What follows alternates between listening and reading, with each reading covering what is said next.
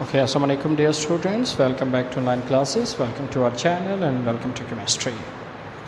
Today we will discuss very important topic of chemistry, that is the types of chemical bond.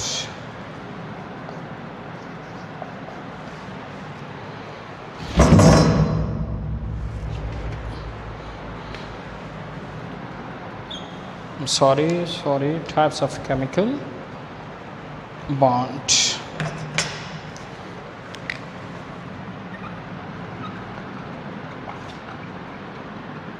But there are four types of chemical bond. Number one, ionic bond, covalent bond, coordinate covalent bond,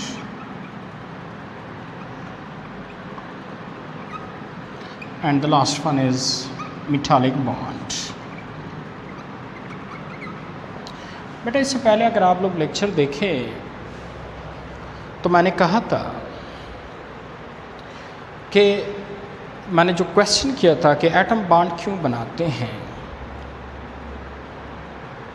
तो उसका reason ये बताया था कि atom bond इसलिए बनाते हैं क्योंकि बॉन्ड बनाने से एटम स्टेबल हो जाते हैं। और स्टेबिलिटी ऑफ एन एटम क्या है? स्टेबिलिटी ऑफ एन एटम ये है कि उसका आखिरी जो शेल है उसमें या 2 इलेक्ट्रॉन पूरे हो जाए या फिर 8 इलेक्ट्रॉन पूरे हो जाए। जो 2 इलेक्ट्रॉन है वो सिर्फ 2 एटम्स के लिए, एक हाइड्रोजन और सेकंड हीलियम, बाकी सब आखिरी शेल में 8 इलेक्ट्रॉन्स पूरा करेंगे।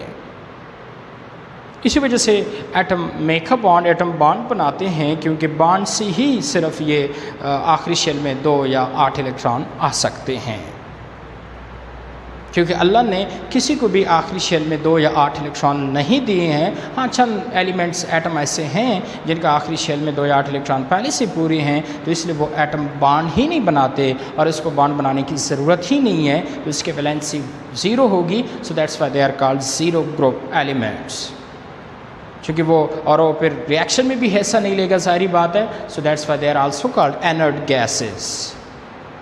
और जाहिर बात है जब बॉन्ड नहीं बनाएगा तो ऐसे एटम्स को फिर हम शरीफ कहते हैं। सो दे आर कॉल्ड नोबल। वो कौन से ऐसे एटम है? वो पीरियोडिक टेबल में जो मैंने बताया था कि जो 8वां ग्रुप है that is helium, neon, argon, krypton, xenon. इसके अलावा बाकी जितनी भी एटम्स है सबका वैलेंस शेल, आखिरी शेल इनकम्प्लीट है, तो सारी बात है उन्होंने बॉन्ड बनाना है कि उसका आखिरी शेल कंप्लीट हो जाए। अब बेटा जो नेक्स्ट मेरा आज का टॉपिक है कि ठीक है सर बॉन्ड तो बनाना है अपना बैलेंस शेल कंप्लीट करने के लिए, बट क्वेश्चन कौन सा बॉन्ड बनाना है, क्योंकि बॉन्ड तो 4 तरह के होते हैं। या बेटा वो आयनिक बॉन्ड बनाएगा या कोवैलेंट बॉन्ड बनाएगा या कोऑर्डिनेट बनाएगा या फिर मेटालिक बनाएगा, क्योंकि इन 4 किस्म के बॉन्ड हैं। इन 4 में से कोई एक बॉन्ड बनाएगा, उससे इसका बैलेंस कंप्लीट होगा। So today we will focus on we will study very important bond, that is ionic bond, which is called a first bond in the types of chemical bond. So अभी बेटा focus करते हैं कि ionic bond क्या होता है और मैं बताऊंगा कि इस बॉन्ड से वैलेंस शेल कैसे ही कंप्लीट होता है, मतलब वैलेंस शेल में कैसे ही 8 इलेक्ट्रॉन आ जाते हैं या 2 इलेक्ट्रॉन आ जाते हैं, 8 इलेक्ट्रॉन आ जाते हैं। So we will focus on ionic bond. So the first question, that what is ionic bond? Ionic bond can be defined the complete transfer of electron from one atom to another atom, as known as ionic bond. But इस bond में ये होता है कि atom जो है वो complete transfer of electron कर रहा है एक से दूसरे को।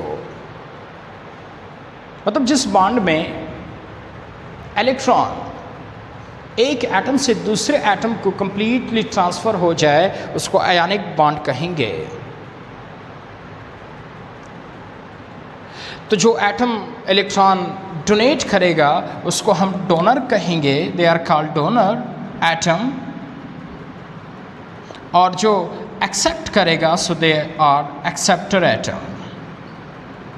सो दो तरह के एटम्स है आयनिक बॉन्ड में, एक जो इलेक्ट्रॉन देता है और दूसरा जो इलेक्ट्रॉन लेता है। The atom which gives electron to other they are donor, और जो एक्सेप्ट करता है दे आर कॉल्ड एक्सेप्टर। बेटा हमेशा याद रखिए 118 एलिमेंट्स में से जो एलिमेंट्स मेटल होते हैं दे आर डोनर, और जो नॉन मेटल होते हैं दे आर एक्सेप्टर। मेटल हमेशा इलेक्ट्रॉन डोनेट करते हैं, लेकिन नॉन मेटल हमेशा इलेक्ट्रॉन एक्सेप्ट करते हैं।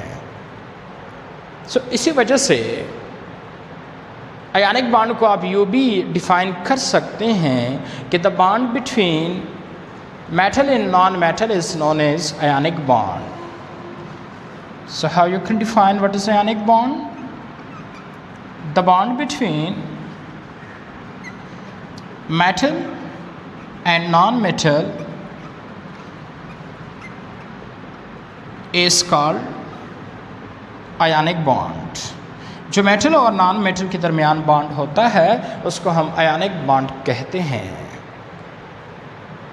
अब बेटा मेटल जो है वो पीरियोडिक टेबल में जो फर्स्ट ए हैं, सेकंड ए हैं और इसके अलावा थर्ड ए हैं, ये वो एलिमेंट्स है जिसको हम मेटल कहते हैं। ये भी मेटल है, लेकिन इस मेटल को, ये भी मेटल है लेकिन इसको आप ज़रा फिलहाल साइड पे रखें। हमारे 3 ग्रुप में जो है that is metal, first A, second A and third A. अखाया जो fourth A, fifth A, sixth A, seventh A and eighth A वाले ग्रुप वाले जो एलिमेंट है इसको हम नॉन मेटल कहते हैं, और first 3 group of the A that is metal.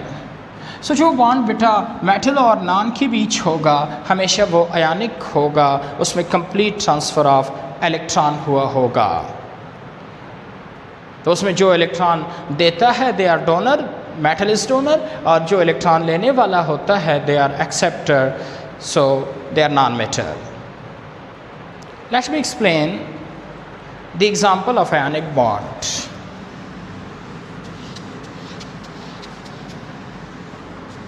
तो आयनिक बॉन्ड चूँकि मेटल और नॉन मेटल के बीच है तो आप कोई एक मेटल ले और कोई एक नॉन मेटल ले, उसको जोड़ दे, so they will be ionic. For example NaCl। अब बेटा इसमें जो सोडियम है ये फर्स्ट ए ग्रुप में है और क्लोरीन जो है ये 7th ए ग्रुप में है। So they are metal and they are non metal. So the bond between metal and non-metal is ionic।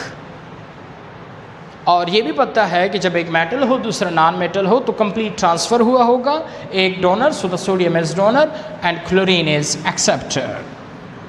They are donor and they are acceptor. और फिर आप लोगों का नेक्स्ट क्वेश्चन ये भी होगा कि सर आयनिक बॉन्ड से किस तरह एटम के आखिरी शेल में 8 ही इलेक्ट्रॉन पूरे होते हैं, इसी वजह से तो ये बॉन्ड बनाते हैं, वो भी ज़रा फोकस कर दे।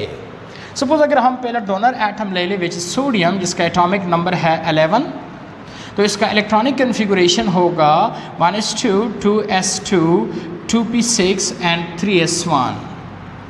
1s2 का मतलब है कि पहले शेल में 2, 2s2 एंड 2p6 का मतलब है कि सेकेंड शेल में 8, एंड 3s1 का मतलब है कि तीसरी शेल में 1। बेटा स्टेबल एटम कौन सा होता है अकॉर्डिंग टू ऑक्टेट रूल? वो होता है जिसके आखिरी शेल में 8 इलेक्ट्रॉन हो। ज़रा सोडियम को फोकस कर दे, इसके आखिरी शेल में कितने इलेक्ट्रॉन है? 1, सो इसलिए अनस्टेबल होगा। अब ये अपने आप को स्टेबल करेगा किससे? आयनिक बॉन्ड से। आयनिक बॉन्ड में या डोनर होगा या एक्सेप्टर होगा, और मैंने जो बताया कि मेटल हमेशा डोनर होता है और नॉन मेटल एक्सेप्टर होते हैं, तो ये जब मेटल है तो ये सारी बात है डोनर से ही स्टेबल होगा। आखिरी शेल में 8 इलेक्ट्रॉन इसके डोनर से ही पूरे होंगे। दूसरा जो एटम है non metal that is chlorine, उसका जो एटॉमिक नंबर है you know that is 17। So the electronic configuration is 1s2, 2s2, 2p6 and 3s2 and 3p5। 1s2 का मतलब है कि फर्स्ट शेल में 2 इलेक्ट्रॉन, बट यहाँ पे जो साइड पे नंबर लिखा होता है ये नंबर ऑफ शेल होता है। सो 1 का मतलब पहला शेल, ऊपर जो है एक्सपोनेंट में वो नंबर ऑफ इलेक्ट्रॉन ही होता है। इसका मतलब है कि पहले शेल में 2 इलेक्ट्रॉन। ये भी सेकंड शेल है, ये भी सेकंड शेल है, क्योंकि दोनों में 2 2 लिखा है। नंबर ऑफ इलेक्ट्रॉन ज़रा देखिए 2 + 6, तो इसका मतलब है कि सेकंड शेल में 8 इलेक्ट्रॉन। अब आप ये ना कहें कि सर इसके आखिरी शेल में 8 है तो ये तो स्टेबल है, इसका आखिरी शेल सेकंड शेल नहीं है, इसका आखिरी शेल एक और भी है, ज़रा उसको ज़रा फोकस कर दे। तीसरा ये भी 3 है, ये भी 3 है, इसका मतलब ये तीसरा शेल है। तीसरी शेल में टोटल इलेक्ट्रॉन कितने बनते हैं? 2 + 5 7 इलेक्ट्रॉन। तो ना बेटा ये एटम स्टेबल है क्योंकि इसके आखिरी शेल में 8 नहीं है, और ना ये एटम स्टेबल है क्योंकि इसके आखिरी शेल में 8 इलेक्ट्रॉन नहीं है। अब दोनों ने 8 इलेक्ट्रॉन पूरे करने हैं। कैसे करेगा? बॉन्ड से करेगा। कौन से बॉन्ड से करेगा? 4 तरह के बॉन्ड है, उनमें किसी एक को चुनेगा। लेकिन जो bond between metal and non metal बनता है वो चूंकि आयनिक होता है, तो ये मेटल नॉन मेटल है, सो ये आयनिक होगा, तो ये आयनिक से ही स्टेबल करेगा।